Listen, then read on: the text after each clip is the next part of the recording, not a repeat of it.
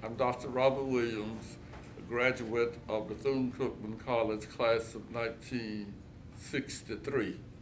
I returned to Bethune-Cookman in 1973 as a faculty member and became director of the concert chorale. I was the president of the National Alumni Association from 1992 to 1996. So I worked with Dr. Bronson for a total of 28 years as an alum and as a faculty member. I wrote the Mary McLeod Bethune Leadership Development Grant, and Dr. Bronson was very supportive of that after having been the chief writer for the Humanities Development Grant. And so I learned a lot from Dr. Bronson, especially because he was such a distinguished man. As Dr. Arpalone said, he was an immaculately dressed person, and he liked for his people to be dressed also. And so by him being a preacher and a scholar, I learned a lot from him because I thought I could dress a little, and I thought that I was kind of a scholar. The Mary McLeod Bethune Leadership Development Grant was a grant that I wrote to remember the great work that Mary McLeod Bethune had done, not just in founding Bethune-Cookman University, but in civil rights and in organizational structure, because she founded the National Council of Negro Women, which at one time was one of the great organizations. And then she was a civil rights activist long before Martin Luther King and Rosa Parks. But she was a civil rights activist before the impact of television. So much of her work in doing civil rights and leading boycotts and everything was not known.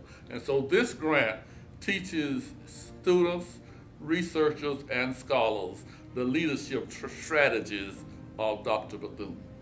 I have to say that I think it was just really Dr. Bronson's genius that because I was a faculty member and then was ex officio on the Board of Trustees, that there was never any conflict.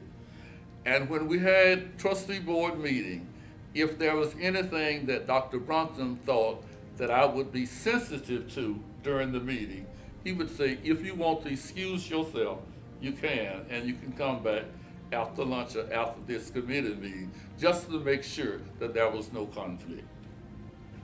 And having heard about what a compassionate soul he was, how do you feel that that played into people's respect of his leadership? Well, I don't know how I can put it in words better than the fact that when we would have faculty meeting, he would usually have a joke, and that would always wake us up. And as Dr. Long or Lynn said earlier, there would be sometimes in meetings that they would be meeting with him, and he would say certain things that would just put everybody at ease. And so I think that's one of the things too that made me feel that he had a lot of compassion. And as legacy goes, what in your opinion is Dr. Bronson's legacy for Bethune, or in general? Well, there is so much, just like the building that we're in. I was on the planning committee with Dr. Taylor and several others as we made plans for this building.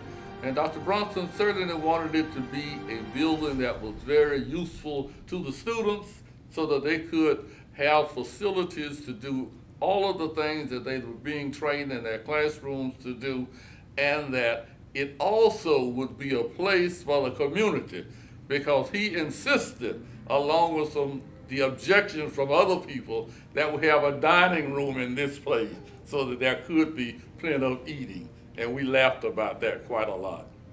Well, the last thing I would want to say is that I think the two words that Dr. Green used a little earlier, my friend, will go down in history for Dr. Bronson. When I see people everywhere, they always say, how is my friend?